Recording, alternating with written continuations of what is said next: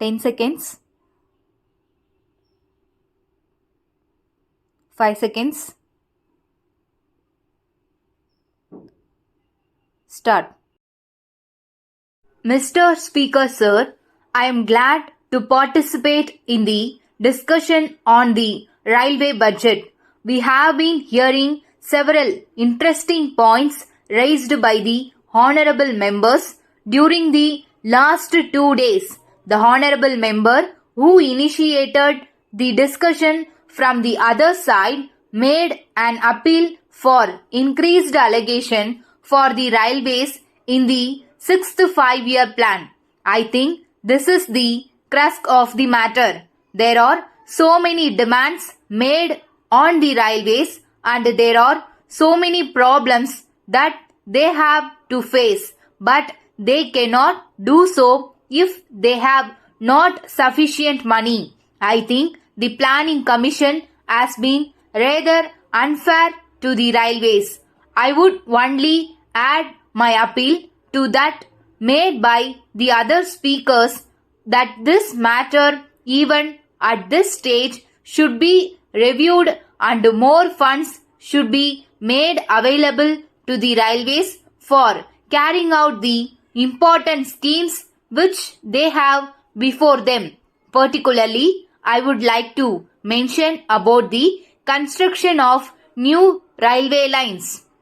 I would like to mention about the construction of new railway lines. A very small sum has been provided for this purpose in the budget proposals. I request that it may be substantially increased.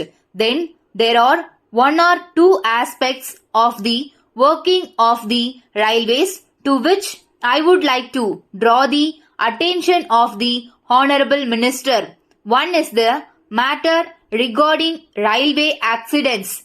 This is one thing which is very much agitating the minds of the people and also the members. There is a feeling that travel on the Indian railways has become very unsafe. I am aware that the Honorable Minister himself is very much concerned about it and he has already indicated in his speech the measures which he proposes to take in order to prevent them. But there are also other factors which lead to accidents that need to be looked into. It is not only due to the negligence of the drivers or other railway staff, but there are some other factors also like the failure of the brakes and various other things. I think these require to be looked into. Here again, the question of funds comes. I find that only a very small amount has been provided for the renewal of tracks. It was mentioned in the report that tracks required to be changed. We have not been able to do that as often as it is needed. I think this one aspect required to be examined by the Honorable Minister and more funds should be made available for this. As far as law and order is concerned, we hear a lot. We read in the papers reports about murders and thefts which are taking place in the railways. The Honorable Minister cannot get away with an excuse that law and order is a state subject. The government, railway, police are supposed to look into the matter. They are, of course, doing this, but I would like the Honorable Minister to do something more in this matter. I do not think the problem can be solved by merely shifting the responsibility for the safety of passengers to the state governments. No doubt, I agree that under the Constitution as it stands, law and order is a state subject. But at the same time, we know that this Parliament is supreme and we can even change the Constitution if necessary. My point is that something should be done in the interest of the people to see that the protection of life and property of passengers is made a direct responsibility of the Railway Ministry. With these few words, I thank you and conclude my speech. Letter dated 1st April 1980 from Mrs. Balu and Company, Madras to Thiru K. Mani 5, Gopal Street, Madras.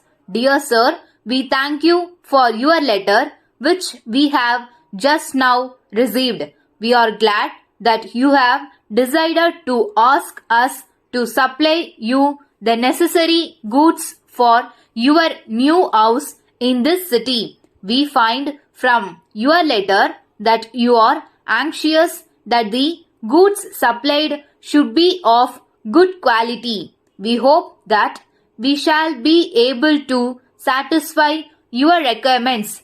It will be a pleasure for you to know that we have been dealing in electric goods for many years.